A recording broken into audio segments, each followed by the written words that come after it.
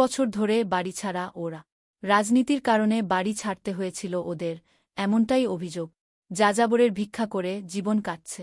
প্রশাসনকে বহুবার জানিয়েও কোনো লাভ হয়নি বলে অভিযোগ।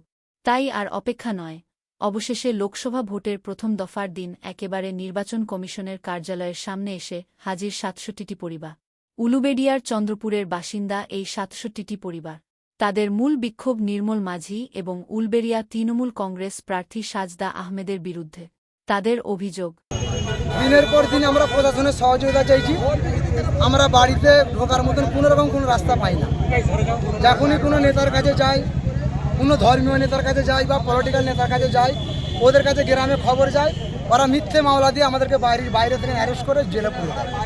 মিথ্যা কেস দিয়ে সব কাউকে জলে ফেলে দিয়ে মেরে ফেলছে, সেই কেসের আসামি আমাদেরকে করছে। বাড়ির বাইরে যেখানে ভাড়াটিয়া আছে খবর নিচ্ছে, রাত্রে পুলিশদের রেড করে আমাদেরকে গ্যারেজ করে দিচ্ছে। এর আগে আমরা 2023-এ হাইকোর্টের অর্ডার পাই, মহামান্য আদালত আমাদের পক্ষ রায় দেয়, বাড়ি ছাড়াবার রায় দেয়।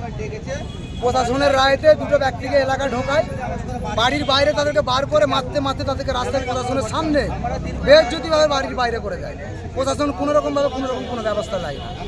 আবার আমরা রিসেন্টলি 2024-এ হাইকোর্টে রায় পেয়েছি, মহামান্য আদালত আমাদের মুখের পানে চেয়ে রায় দিয়েছে, বাড়ি ছেড়ার জন্য আশ্বাস দিয়েছে। তো আমরা পুলিশ প্রশাসনের উপরে কোনোরকম কোনো আস্থা নাই, যার জন্য আমরা নির্বাচন কমিশনের দ্বারস্থ হয়েছি। আপনাদের মিডিয়ার মাধ্যমে সহযোগিতা নিচ্ছি, আপনারা সহযোগিতা করুন। আমরা যেন বাড়ির মানুষ যেন বাড়িতে যেন সুষ্ঠুভাবে বসবাস করতে পারি। আমরা আর পাচ্ছি না, বাচ্চা কাচ্চা নিয়ে রাস্তাঘাটে ভিক্ষা করে আমরা অসহায়। কেউ আছে পিজি হাসপাতালে পড়ে বাড়ি ভাড়া দিতে পারছে না, কেউ রেল লাইনে ভিক্ষা করছে, কেউ হাওড়ার ব্রিজে ভিক্ষা করছে। পুলিশ প্রশাসনের কাছে বলে কোনো লাভ হয় না।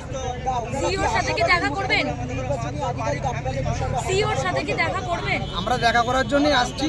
নির্বাচন আধিকারিক কাছে অবশ্যই আমরা আশা পাই, অবশ্যই জমা দেবো। আমার নাম শেখ মুকিম। বলছেন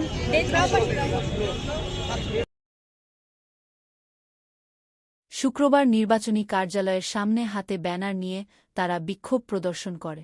ব্যানারে লেখা, আমরা উলুবেড়িয়া লোকসভার চন্দ্রপুর অঞ্চলের বাসিন্দা। আমরা ৬৭টি পরিবার দীর্ঘ ৩ বছর বাড়ি ছাড়া আছি।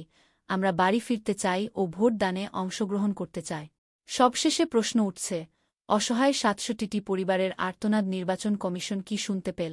দায়িত্ব, এখতিয়ারের ঊর্ধ্বে গিয়ে এ বিষয়ে মানবিক হওয়াই একান্ত কাম্য।